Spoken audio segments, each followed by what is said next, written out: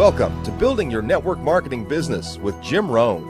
Mr. Rohn has been hailed over the years as one of the most influential thinkers of our time, as well as a major influence to an entire generation of personal development trainers and speakers.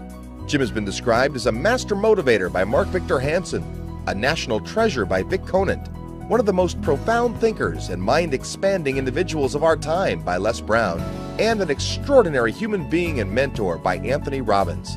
Jim Rohn has been sharing his success philosophies and principles for over 37 years, with more than 5,000 audiences and 3 million people worldwide. He is the recipient of the coveted CPAE Award from the National Speakers Association for excellence in speaking, and is the author of over 18 books, audio, and video programs. So now, let the man who has influenced so many help you to invent your future. Here's Mr. Jim Rohn. It is so much fun to travel the world, especially for me, farm boy from Idaho. I didn't have many skills when I first awakened to the opportunity that, you could work for pay.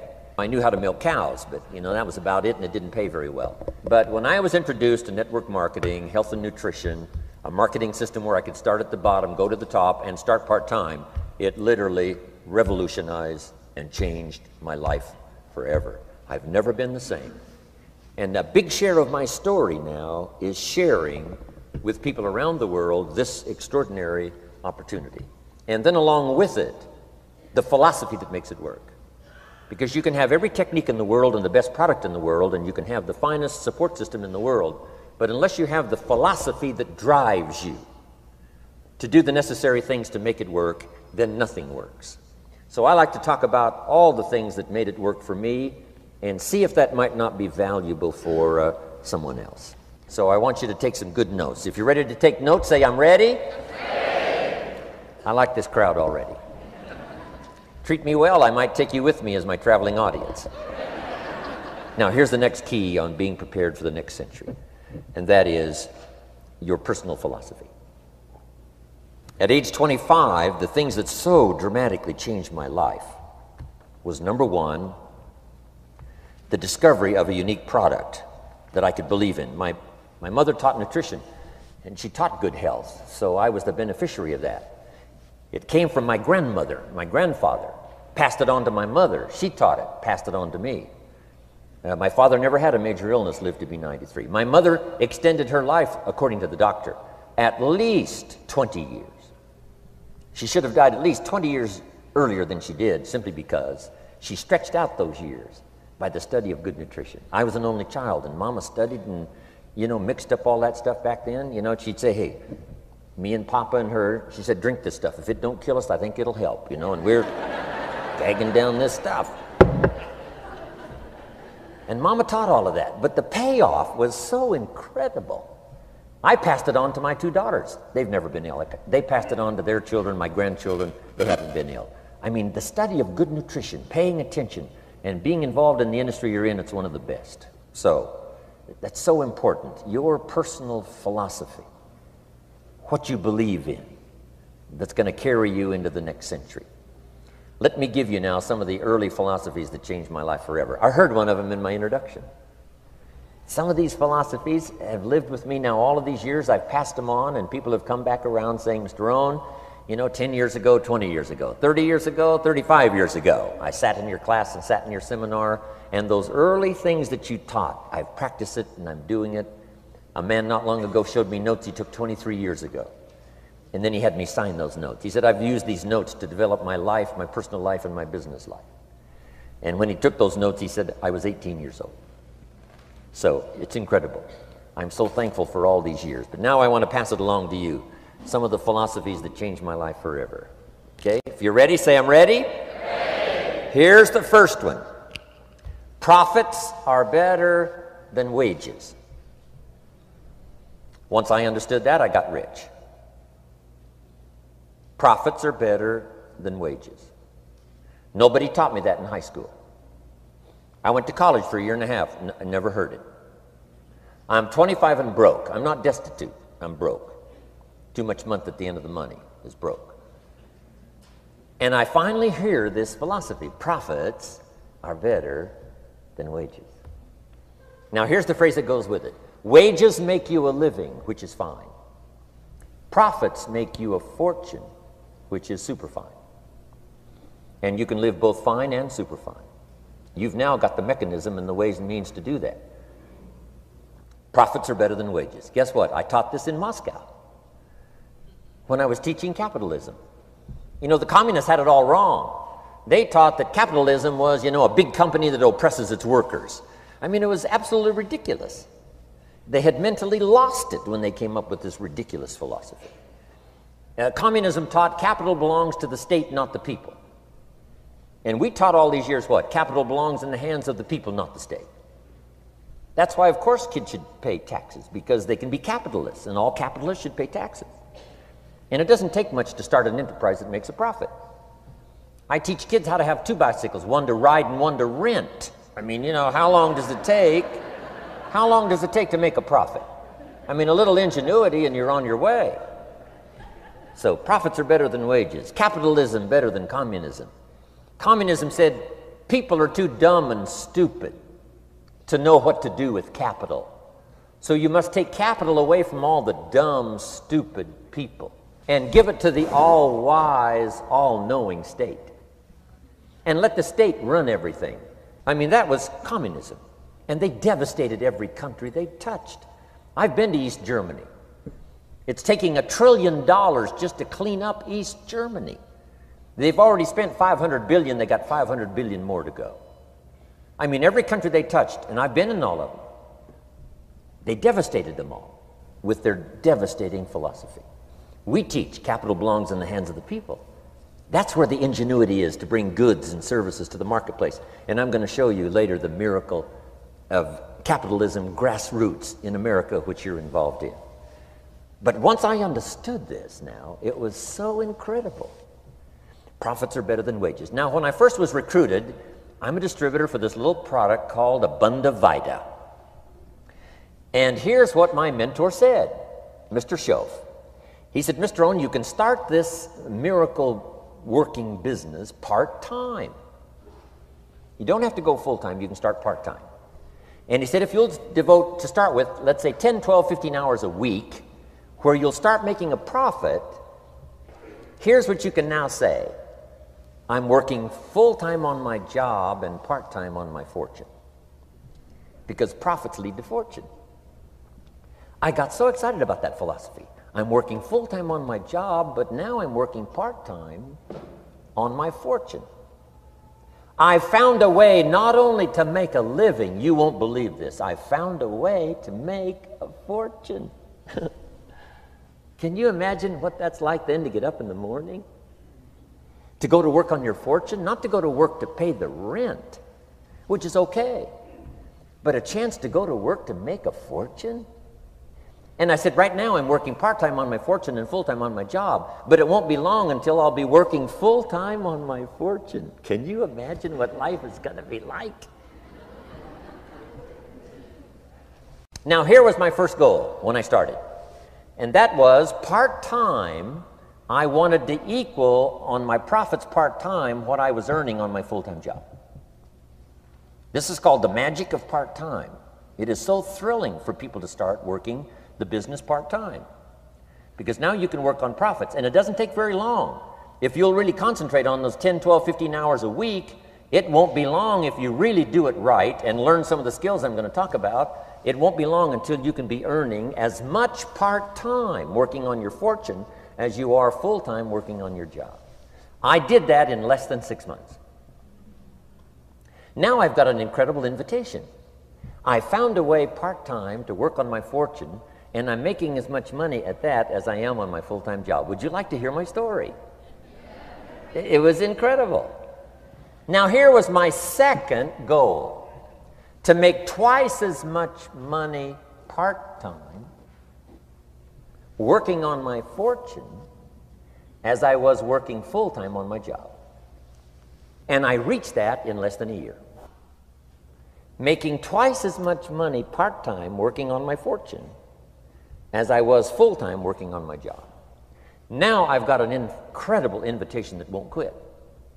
I found a way, through a unique opportunity, to work part-time on my fortune And I'm now earning twice as much money as I am working full-time on my job. Would you like to hear my story? Do you imagine anybody would say, no, I don't care to hear your story? No. Everybody I said that to said, wow, yes, what are you doing? I said, I'm glad you asked. Let me tell you. Now, when I started making twice as much money part-time as full-time, here's my dilemma. I didn't want to go full-time. And why not go full-time? And the reason was because I didn't want to give up my electrifying story. Right? It was so powerful, nobody could resist the invitation to at least take a look. I didn't want to give it up. And I hung on for I don't know how long until it was, almost insane. And then finally, reluctantly, I gave up my full-time job. But now,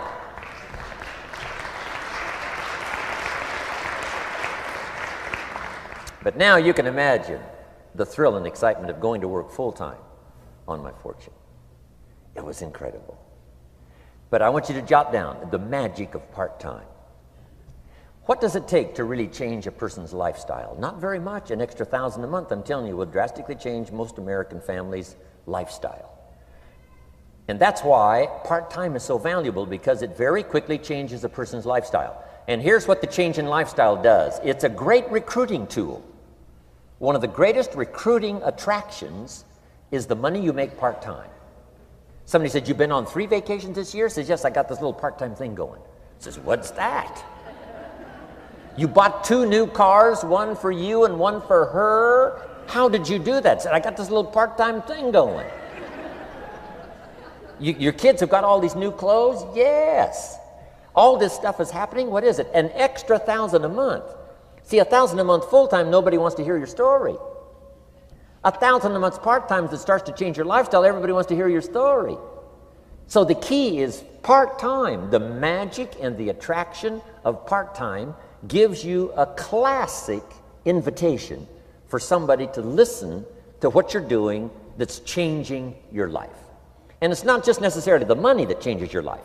It's what you do with the money. It's the change of lifestyle. So part-time helps to change lifestyle, which gives you a classic invitation to look at what you're doing. That's how I started in network marketing, age 25. Wow, these philosophies changed my life. I wish I would have learned them in high school. In high school, if they would have offered Wealth 1, Wealth 2, I'd have taken both classes. I wouldn't have waited until I was 25 and broke. Here's the next one. Philosophy that helped change my life. It's not what happens that determines your life future.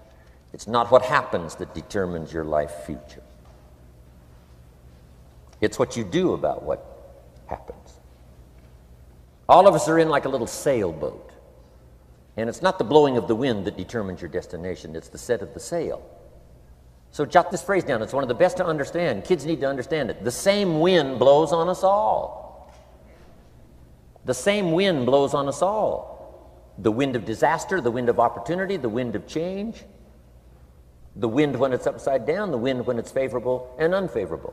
The same wind blows on us all. The economic wind, the social wind, the political wind. The same wind blows on everybody. The difference in where you arrive in 1 year, 3 years, 5 years, the difference in arrival is not the blowing of the wind, but the set of the sail. And that's what learning is all about, to set a better sail this year than last year. To set a better sail. The first 6 years of my economic life, I wound up broke. Second 6 years, I wound up rich. You say, well, the Democrats must have finally gotten power. No. No. No. It was not a political change. Here's what changed the second 6 years of my economic life. It was my philosophy that changed. The set of the sail of better thinking, correcting the errors of the past and picking up new disciplines for the future. That's all I had to do at the end of the first 6. Correct the errors of the past and then pick up some new disciplines for the future. And my total life changed. The second 6 years was totally different than the first 6 of my working life. And guess who can do that? Anybody. Now, you can keep on the same path for the next couple of years as you have the past 2. But if you wish to, And maybe everything's okay for you and you don't need to. But if you need to make some changes, I'm telling you, you can start doing it today so that the next 2 years will be drastically different than the last 2.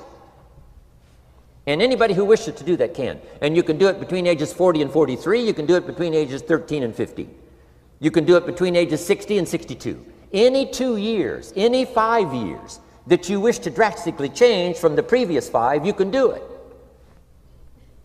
If you wish to. Now this isn't written. This is not a law. Here's what it's called: opportunity.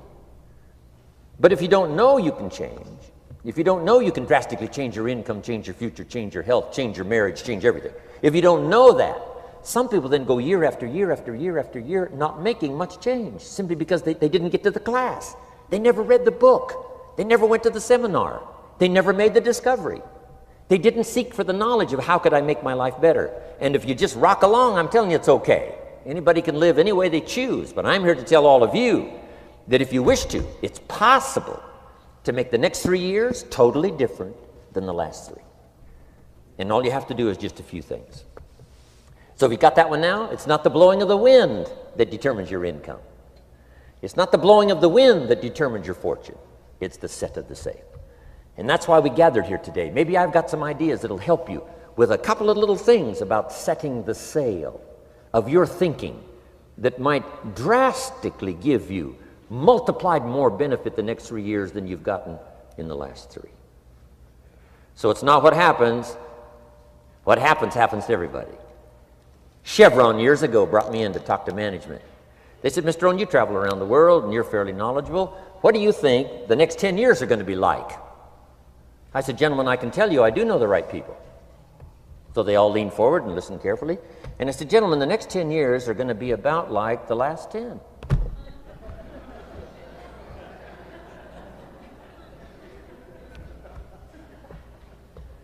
The next season after fall is, well, I promise you that's not going to change.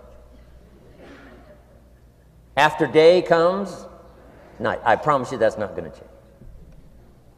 Here's how the last 6,000 years reads. If you want to make a note of Jim Rohn's vision of history the last 6,000 years, here's how it reads: opportunity mixed with difficulty.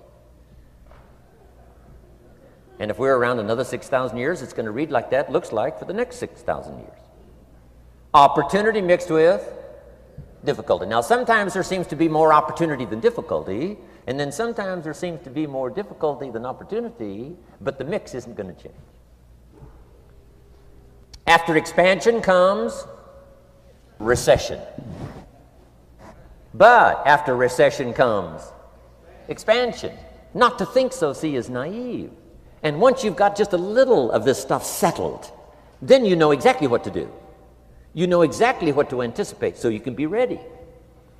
Now, here's the next one, and I heard it in my invitation. Here's what it says: for things to change, you have to change.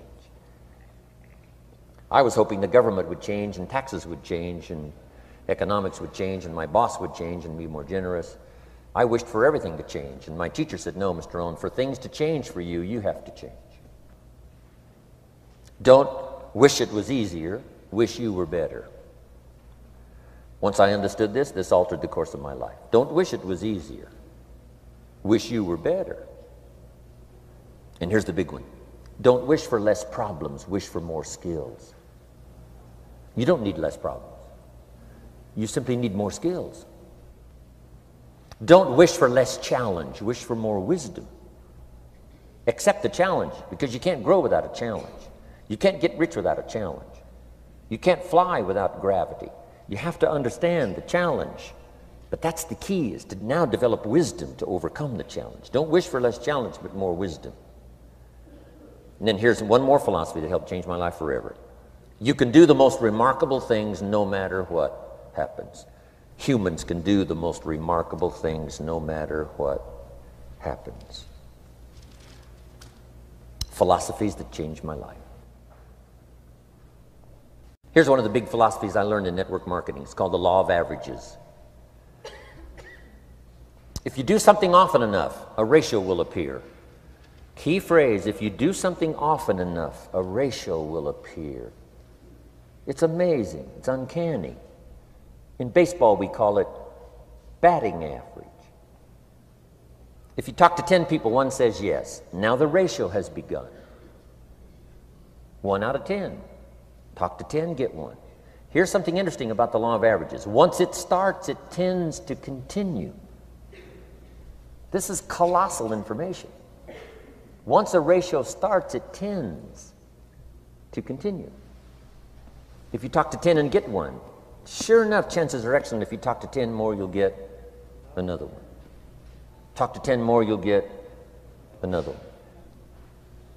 Now you can compete. If you can only get 1 out of 10, you can compete, even with somebody that can get 9 out of 10. If you've been here a long time, you can get 9 out of 10. I just joined, I can only get 1 out of 10. If we have a 30-day contest, I will beat you. Say, well, how could you beat me? Here's why. During that 30 days, you talk to 10 and get 9. I talk to 100 and get 10. I beat you. Isn't that clever? This is clever stuff. And I do it for 2 reasons. I sincerely wish to win. But I do it for another very sincere reason. I wish for you to lose. And that's noble on my part. Here's why it's noble. You learn more by losing than you do by winning. So I wish to give you that experience. Now here's how I do it once I understand the law of averages. When I'm new, I make up in numbers what I lack in skill. I make up in numbers what I lack in skill. Now who can do that? Anybody that's ambitious. Anybody with a little ingenuity. Anybody. Doesn't matter. Now here's one more. The law of averages can be increased. You get 1 out of 10, talk to 10, get another one. Talk to 10, get another one. The 4th time you talk to 10, you get 2. Why would the 4th time you talk to 10, you get 2 instead of 1?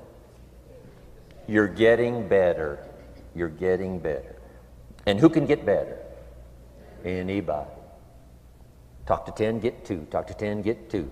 Finally, talk to 10, get 3. I finally got up to about 3. Now, it takes more than a genius to go past like 3 or 4. But 3 will do.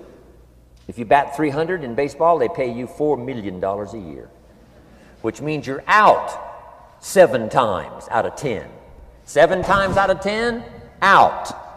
Make $4 million a year. Are you ready for that? So, this works so well now in your business. Just jot the phrase down. You don't have to bat 1,000. You don't have to bat 1,000 to make big money. 1 out of 10 is fine. 2 out of 10 is terrific. 3 out of 10 is fabulous. Some particular incredible genius might get 4 out of 10. But 3 out of 10 is sufficient to make you rich beyond your wildest imagination. This is how I went after my friends, neighbors, and relatives when I first started recruiting. I said, look, I've got a new business, and I'm getting about 3 out of 10 to join. And I don't mind you. Just come to the meeting and be one of the 7.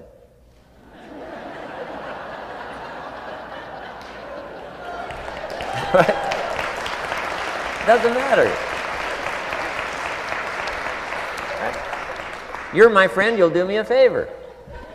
And so it's not important to me that you like it. It's not important to me that you join. It's certainly not important to me that you buy. It's just important to me that you listen. One of the reasons, though, I want you to hear the story is because a year from now, if I'm doing well, I don't want you to say, how come you never picked up the phone a year ago? I never got a letter, never got a call.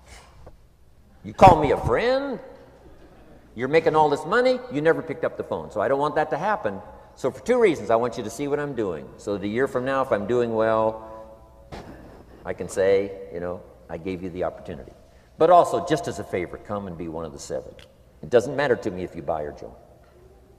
But I need 10 to get 3.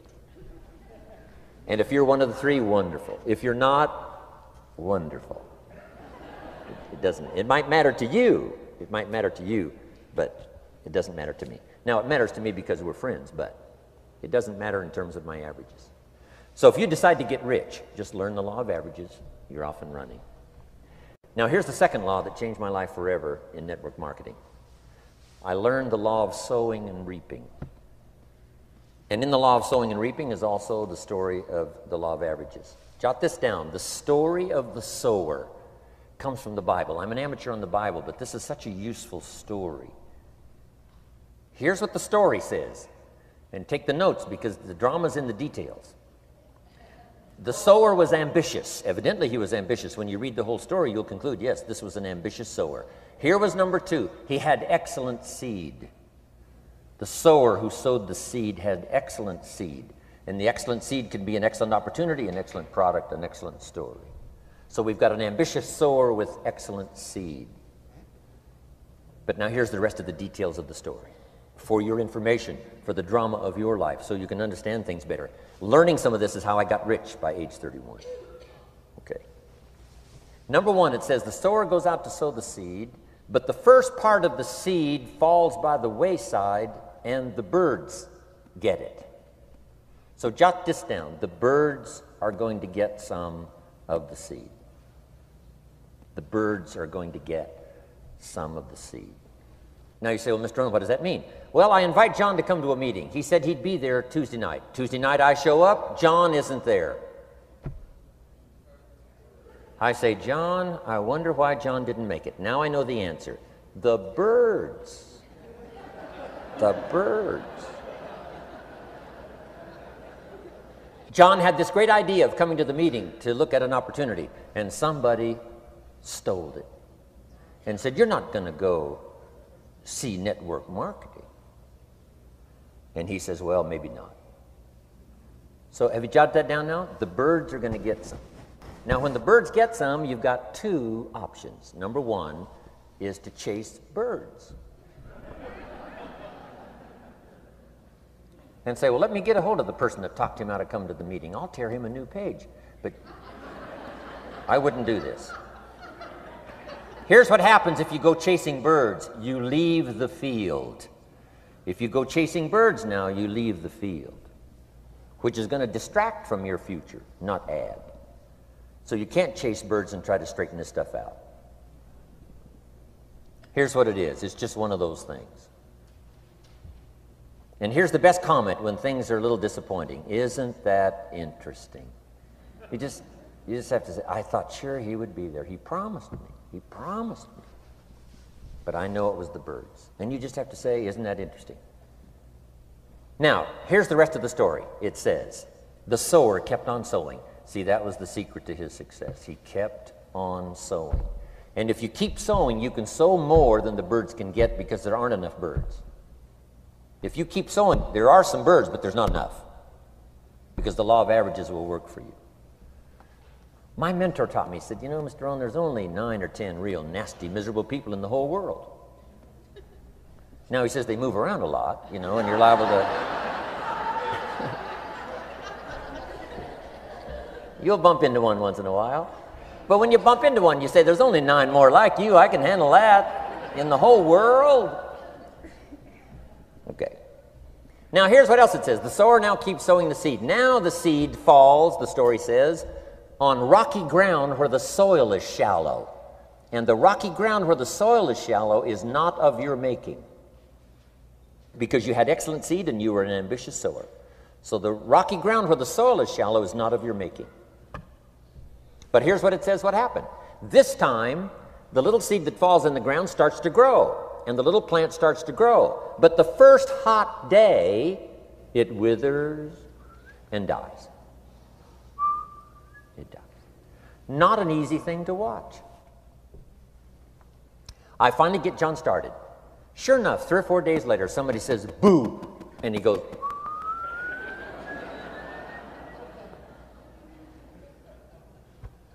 he's gone. Doesn't show up at the second meeting. And I say, I thought sure John would last a week. What happened? Jot this down. The hot weather is going to get some. And this is not of your making. Here's what you must say when that happens. Isn't that interesting? Wow. What can you do? The answer is nothing. You say, well, I'm going to try to change this. I wouldn't take that class. You know, the sun comes up in the east. Somebody says, why is that? I wouldn't spend much time on that. Just let that happen.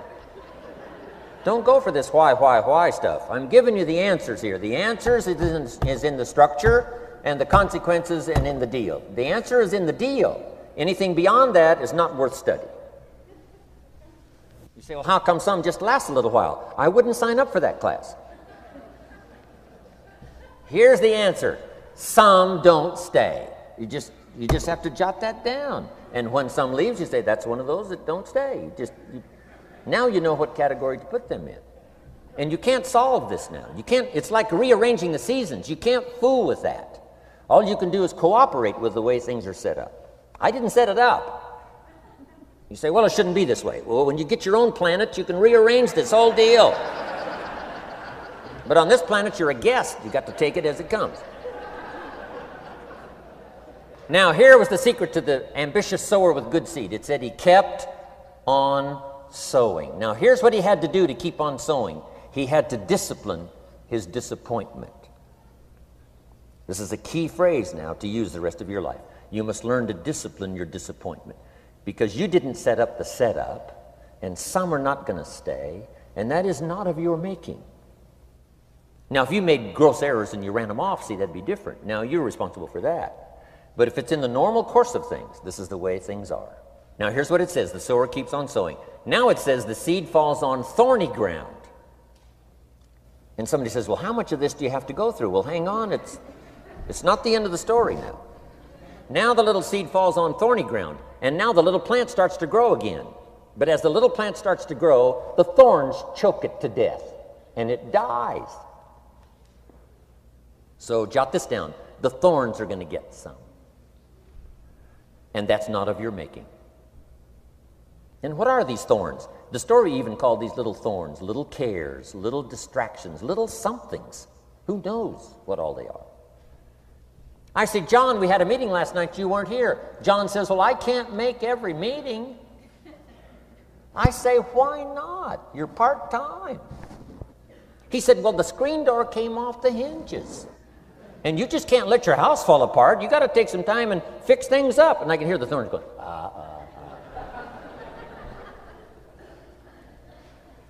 He says some extra trash had piled up in the garage. You can't let mountains of trash take over. You got to keep your trash hauled out. People who let little things cheat them out of big opportunities. People who let little things cheat them out of big opportunities. And you feel almost helpless. What could I do about that? And that's nothing. And you say, well, why is this? I'm asking you not to sign up for that class. Don't sign up for these why is this class. It's just the way it is. Like winter following fall and spring following winter. So if you got that, the thorns are going to get some. But now here's the good news. Let's read the rest of the story now quickly. The sower now what? Keeps on sowing the seed, keeps on sharing the story, keeps on giving an invitation. Yes, the invitation can be more powerful for me as it was 1 year later than it was the first month. Because now I'm saying I'm making twice as much money part-time as I'm making on my full-time job. Yes, the story can be more powerful, but the law of average is still going to work. But now here's what the story said. Finally, the seed falls on good ground. Finally, the seed falls on good ground. Now, put this in parentheses. It always will, if you keep sowing. If you share a good idea long enough, it will fall on good people. But now here's the rest of that story. Some of the good ground did 30%. And some of the good ground did 60%. And some of the good ground did 100%. You say, well, why the difference in numbers? I wouldn't sign up for that class. Come on. Have I said that often enough now? Don't register for that class. It's just the way it is. Now, I tried to get the 30s to do 60. Found out it was more than I could handle. I used to say, I'll make them successful if it kills me. I almost died. No, you can't do that. Here's what you do. Let the 30s do 30 to the best of their ability and keep doing 30. because that's how they build their lifestyle and get what they want out of life. And let the 60s do 60, and let the 100s do 100s. Now, how can you get some to do 100%? You got to go through all these experiences, and you got to talk to all these people. Let me quickly give you now a list of the skills that changed my life forever. Developing a new philosophy that I could do it in my network marketing experience now led me to developing new skills. Right, I knew how to milk cows, but it didn't pay well. Here's the first skill I learned that changed my life: getting a customer, making a sale. And of course, sales for you is easy, right, because it's not technical. Right? The technical is all taken care of. You simply represent your product. If you share a unique product, talk about its merits, persuade someone that it's the best, they agree to buy, that's the simple art of sales. But in your business, here's what it's more like: sharing. Because using the product yourself, gathering some testimonials, you simply share that. So we're not talking like high-powered spacecraft technical skills here. It's simply sharing something you've discovered with someone else and doing it well enough to where they agree they would like to participate. Now here's what happened when I learned sales. It multiplied my income by 5. Now it didn't take that much because I wasn't doing that well in farm country, but it did multiply my income by 5. Sales, getting customers, laying that incredible foundation for an entrepreneurial career. So now I've got 2 skills: milking cows and making sales. Here's the next one I learned that changed me forever, and that's recruiting, introducing the business opportunity to new people, learning how to give a good invitation, learning how to give 2 kinds of presentation, formal and informal.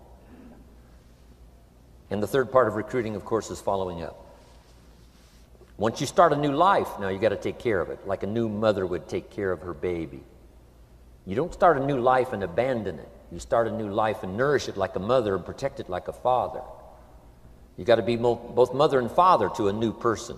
Nourishment, ideas like a mother. Protection, help defend your new life against the encroachment of outside voices that would try to talk them out of it. So you got to be mother and father in this art of recruiting. We call it being a sponsor.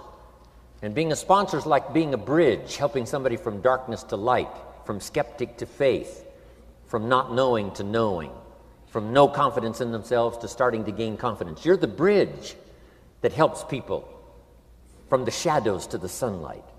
It's one of the most exciting positions to occupy in all of network marketing industry, is the bridge, helping people crossing the bridge out from discouragement into recognition. Being this bridge, that's what the recruiting magic is all about.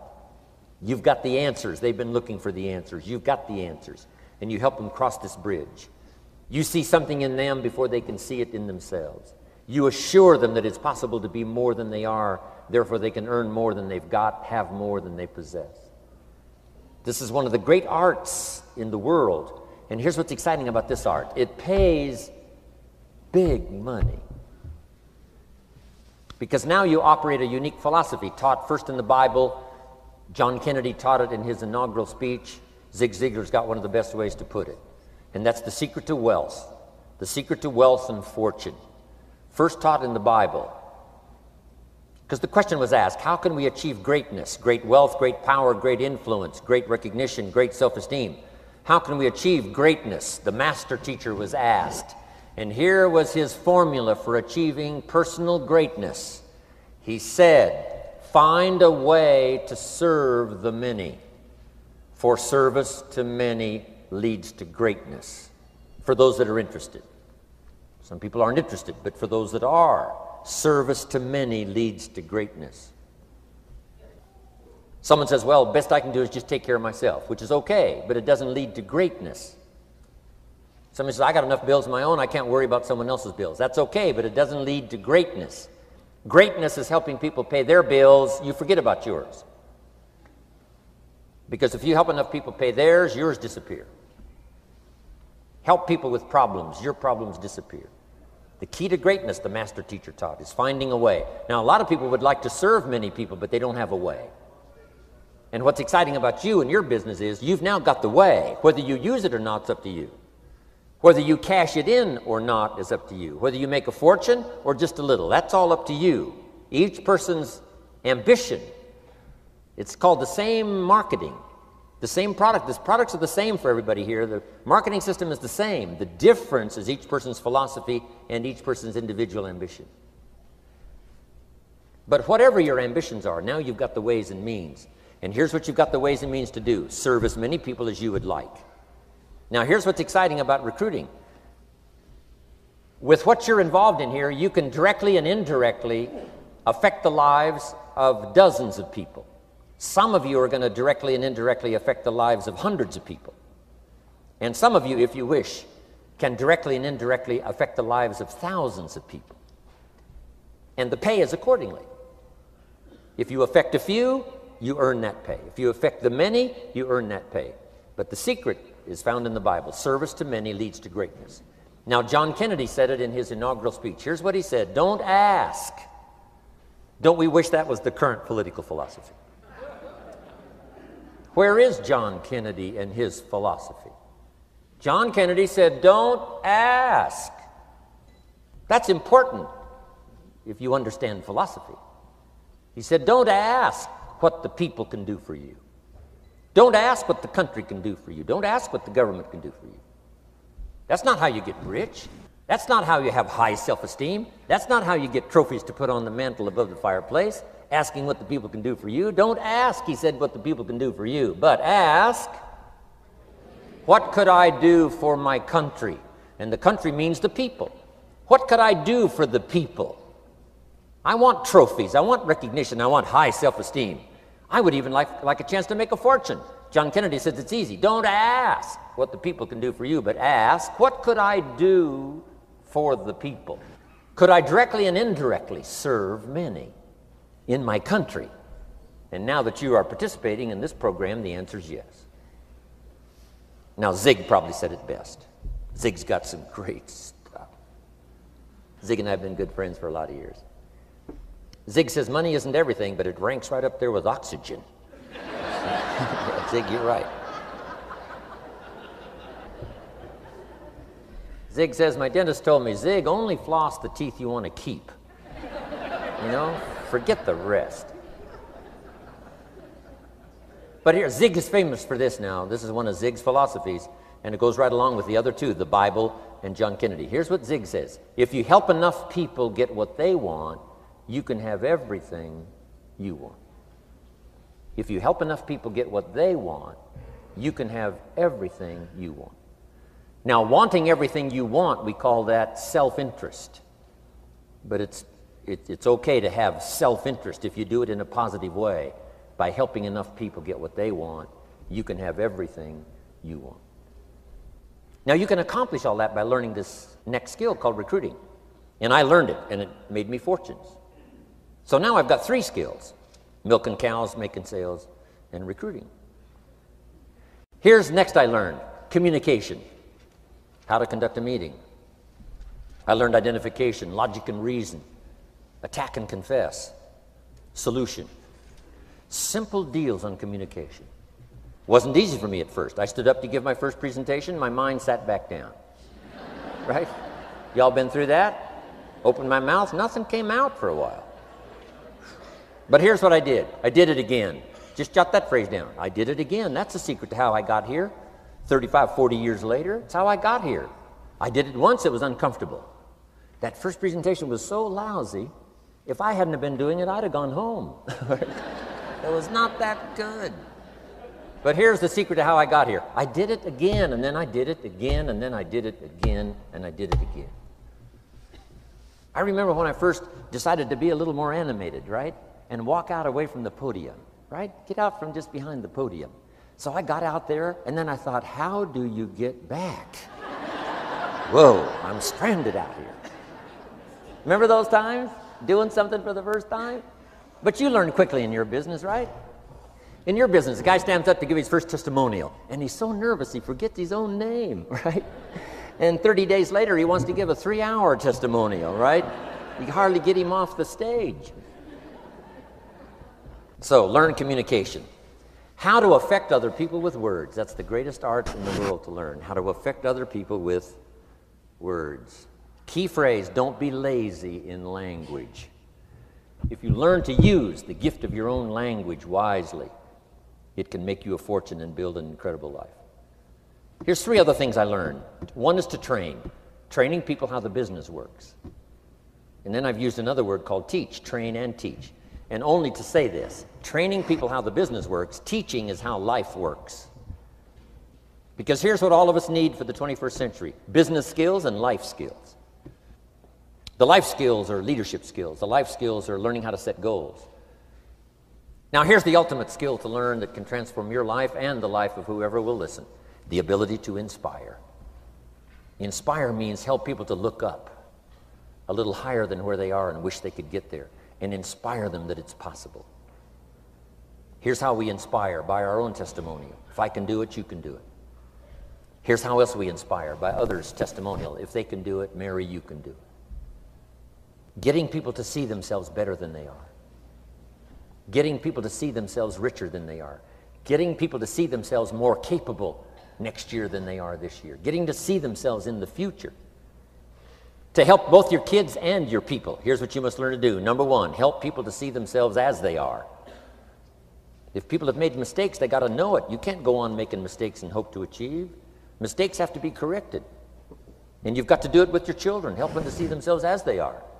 If they've messed up, here's what you've got to say. You've messed up. But here's what's important as a parent. Don't leave them in the mess. Some parents, tell their kids they've messed up and then they leave them in the mess. They don't paint a better picture. Here's what you could become with just a couple of more changes. Rather than this, here's what you could be. So we must help our children see themselves as they are, but here's the greatest gift. To help our children see themselves better than they are. To transport them not only past to see their mistakes, but transport them to the future to see their opportunity.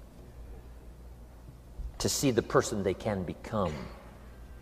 My mentor had that greatest gift to help me to see myself better than I was. At first it was difficult to see, then I started to believe, and that's how I got here today. He said, one of these days, Mr. Rohn, you'll walk into a room full of people, and you will hear some of them say, that's him, that's the famous man. I said, well, that could never happen to me. He said, trust me.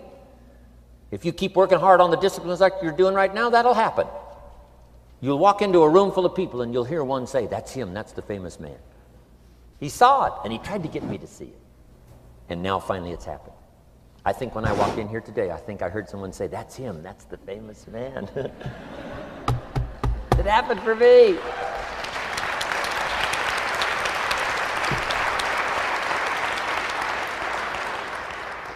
And if it can happen for me, it can happen for you. Just master these skills to inspire. Here's what else I learned, the skills of building an organization. Learn to work with the people who deserve it, not the people who need it. You must be like life itself. Respond to deserve, not to need. It doesn't say if you need, you will have a harvest. It doesn't say if you need a harvest, you'll have a harvest. It's not what it says. It says if you plant, chances are good you'll have a harvest. If you plant, you will reap. Not if you need, you will reap. So we must be like life itself. Respond to the people who deserve it by planting, by taking the first step.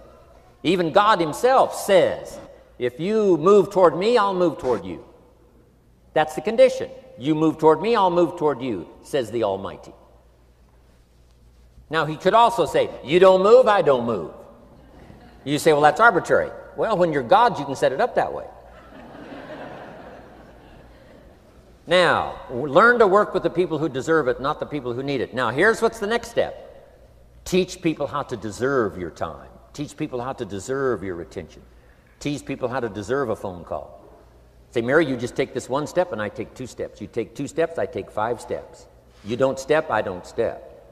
But this isn't hard now. You step, I step. You respond, I respond. You try, I try. You make a call, I back you up. Right? Learn to teach people how to deserve your time and your attention. Next, I learned to work by group more than individual. Here's why. 80% of the people do 20% of the business. So 20% of the people you can work with individual, 80% you have to work with by group. But group is very powerful, less confrontational. Then here's what's important for all of you to learn as a sponsor, helping other people. You can help 1,000, but you can't carry 3 on your back. You can help 1,000, but you can't carry 3 on your back. And I'm sure all of you have already gotten that experience, even though you've been here a short time. Some people will try to get on your back. That's where we got that expression, get off. That's where we got that. A guy discovered somebody on his back and said, what? I can't carry you, get. Now, if you're like some I see here, 6'4" and you weigh 300 pounds, you might carry one, and if you were really big enough, Kareem Abdul-Jabbar or something, you might carry 2, but you can't carry 3. When babies are born, they were not designed just to be carried. Babies were not born to be carried all their life.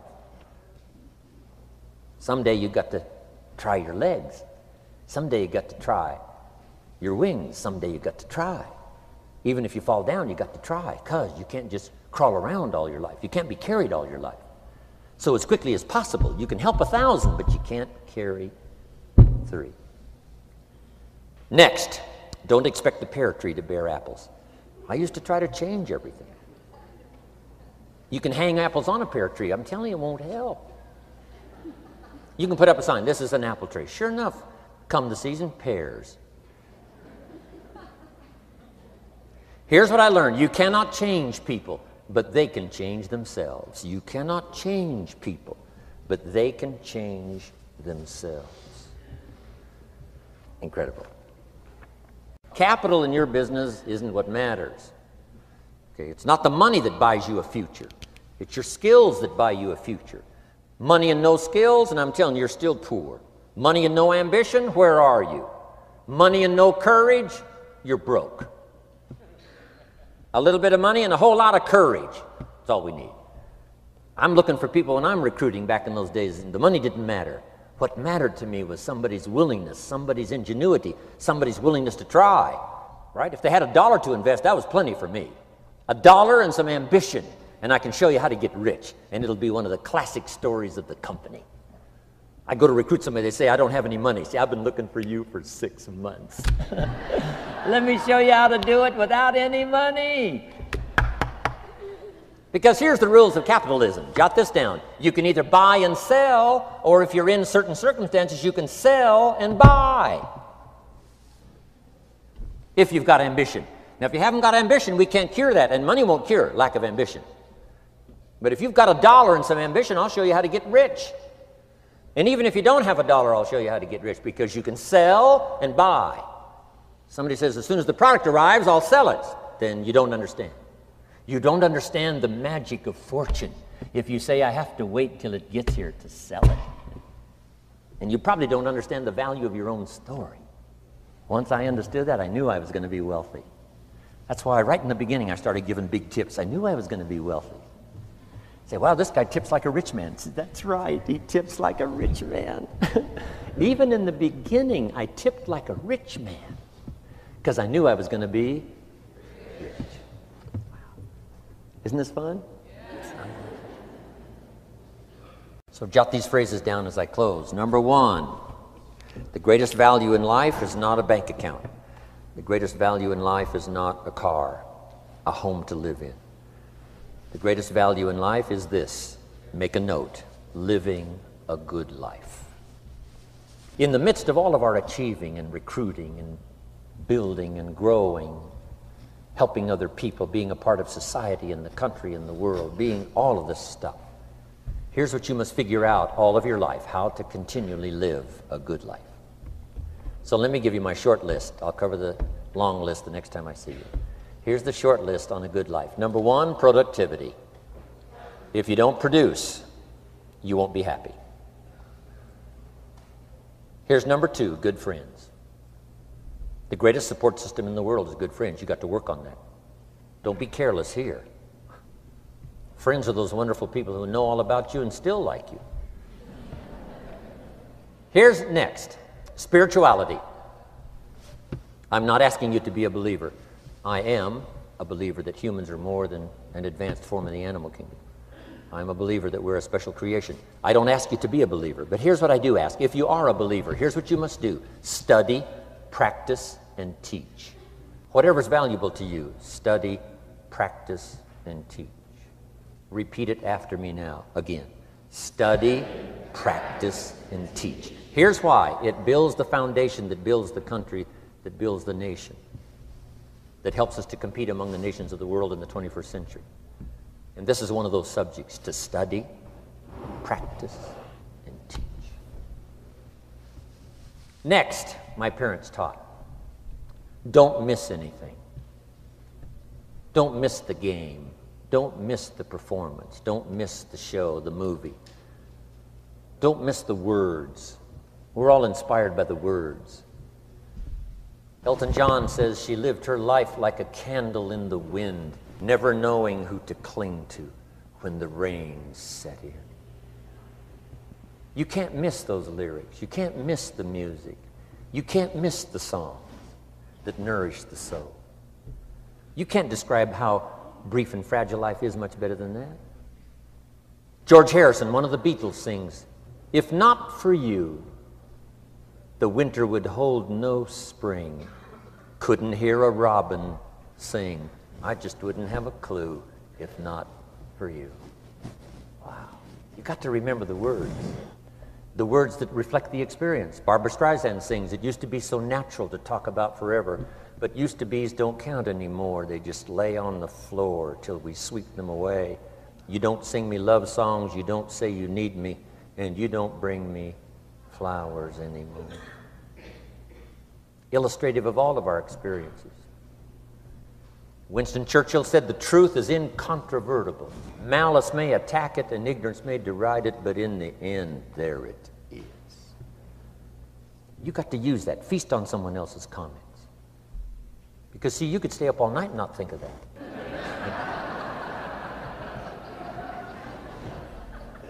I'm asking you to do your research. I'm asking you, don't miss anything. Don't miss the play. When my father was 93, just before he died, if you would have called him at 10:30, 11 o'clock at night, he wouldn't be home. He's at the rodeo. And he's watching the kids play softball. He's at church. He's watching the concert somewhere. Every night. My parents taught me that. Don't miss anything. Even the little small things, don't miss. The big things, don't miss. Don't miss, don't miss. It's part of living a good life.